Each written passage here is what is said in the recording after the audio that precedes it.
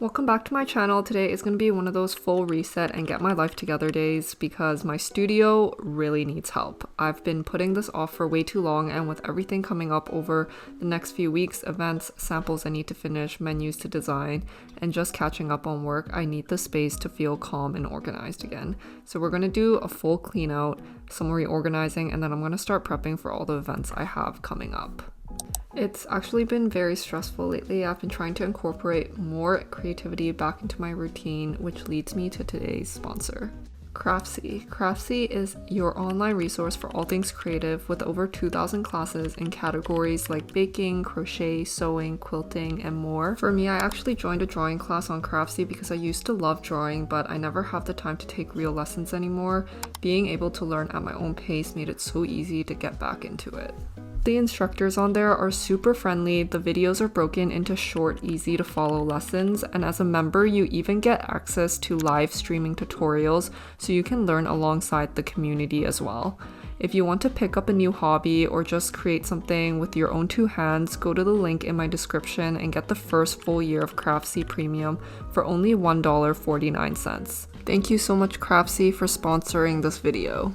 Welcome to episode 1 of Decluttering with Us. I have a bunch of stuff to do before we move out of this place. We are looking, well, my mom is looking to list this house soon.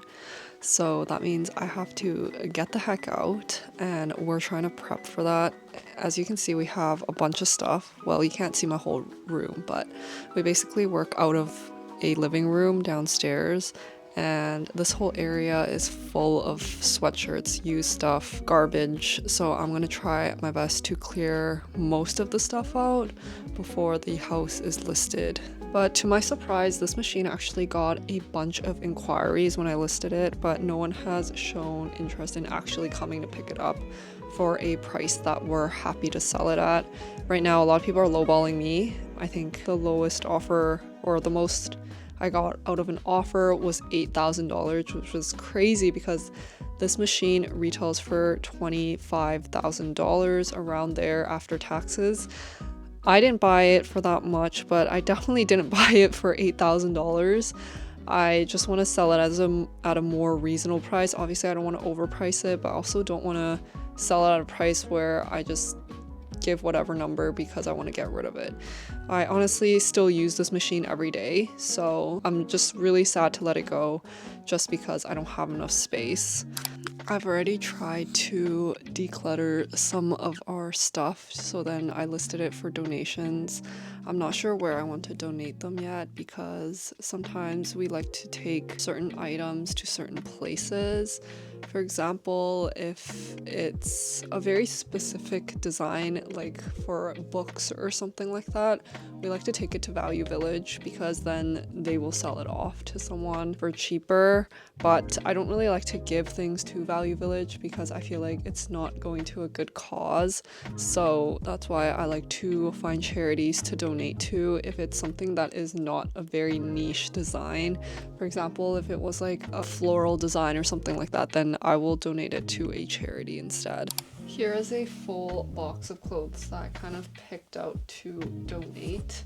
I still have to sort them from Value Village and then donations. I don't really think that Value Village is really donating because I'm basically giving free clothes for them to make profit off of. Here is a design. This one is size medium. It's been sitting here. We probably will be able to sell it in the fall, but I just don't really want to do that. I rather just donate it to some charity or something like that so someone can wear it. But something like this would be going to a charity. This is super specific, so I don't even know if I want to donate it or I should just get rid of it. It's basically a custom design we made for a customer. I accidentally made it on a small, so it just kind of lives here now and I have no idea what I want to do with it. There are no holes or anything, so I'm not sure what to do with that. I mean, if I went through this whole box, that would be insane. I have another one of these, also a size medium. These were, I think, all sent back to me because the customer ended up not taking them from the post office. I have another really specific one. It says Girl Dad on it, and it says established 2023. That's also another custom one I messed up on. As you can see, it's white on pink and it just doesn't look great, so I ended up not giving it to the customer and recommending black. I should have probably done that before I embroidered it, but yeah, don't think I can do anything about that as well. We have another one of these. These ones were our first prototypes where it was a little bit too small for my liking. This I'm gonna donate because it's pretty general design that someone will wear. Yeah, for like these where this is like song lyrics from Noah Kahan, I'm probably gonna give this away to Value Village so someone can buy it if they like it, because I feel like not everyone listens to him, so it's kind of weird to be donating it. I'm not sure how donations get dispersed, is that the word? But yeah, if anyone knows, please let me know, because I have no idea how donations work after I give it away to a charity. I don't know if kids or adults can choose from a bunch, or does it just like get given? I should probably do more research on that. These would be going to a charity again. These got like sun bleached because we left it on the side. We usually put our clothes on the side in front of the window, and we had no idea that the sun could bleach our clothing. I don't know if you can see on camera, but it's a little bit white. It looks like it's tie-dye, to be honest, and I feel like it's such a waste if I just get rid of it, so I'm just gonna donate that.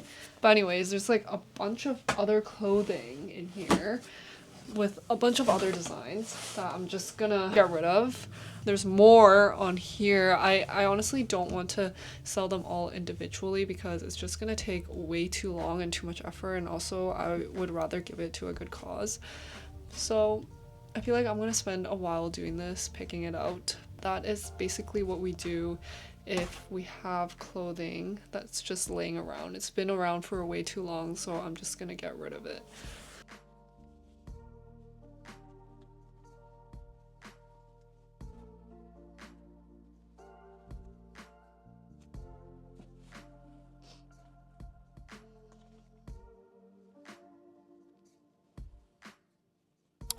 One of the brands that we will be working with is Polo Ralph Lauren, and they just sent us 2 samples of what we're going to be embroidering on. So they sent us a navy blue hat, and then they also sent us a beige one. I have already tested on this one with red thread. They chose 3 different colors: navy, red, and black. So pretty basic colors and only 2 fonts.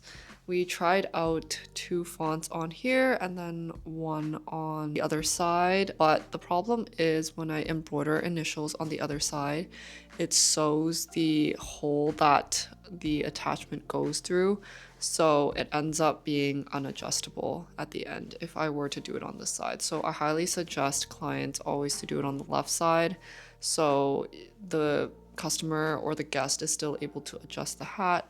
But this event is going to be for an influencer event again, so these will be, I guess, given out for free or maybe with purchase. I'm gonna assume that's gonna be given out for free. In terms of how it looks, I really like how the fonts look on this. I think it looks great. They ended up choosing just these 2 and not this one. I don't think that this really fits the whole aesthetic of Ralph Lauren, which is why they didn't go with that. Super happy with how it looks. I mean, in love. A lot of people, a lot of clients that we work with, or a lot of brands actually like doing hats, so yeah, it's a huge and very popular option. Going into the rest of 2025, we have 4 events lined up for us, which is pretty crazy to say because we're already in November. Today is November 1st. We have one next week on Wednesday, and then 2 on the weekend after, and then we have 1 more in December, 2 days. So it will be pretty busy. We have been hustling to get all of the menus and everything, the logistics done. I think the hardest part about live embroidery is the logistics before the event, because you have to coordinate the menu, the thread colors, the fonts, just a lot of back and forth with the client, and it took a lot of learning to get to where I am right now, because I just figured out my pricing. I figured out everything else just as I go. And it's not just like a one step, oh, okay, I learned everything. It's a lot of doing it and learning it and then changing your process over time, which I think is the most complicated thing about it. The sun's in my face and it's really annoying. But for the first time ever in the last 5 years, we've been thinking about hiring someone to help us with the live events, just because it's been a lot. I've gotten a lot of inquiries for November, but I can't be at 2 places at once, so it would be great to have someone be somewhere else while I'm at another event. But I'm not sure how to hire people, and it's something that I will have to learn again. I don't mind because it means that my business is growing, and I'm really grateful for that. I'm not sure if I want that person that I hire on to also do the logistics, but trying to figure that out and how the structure will be like, because I don't want to miss out on some opportunities that I could have not missed out on if I just hired some help. I've always just put all the work on myself, and I think it's been very difficult lately just because I have to juggle so many things now, and it just doesn't make sense anymore. So I've really pondered and thought about hiring some help, at least to alleviate some of the stress that's been put on me.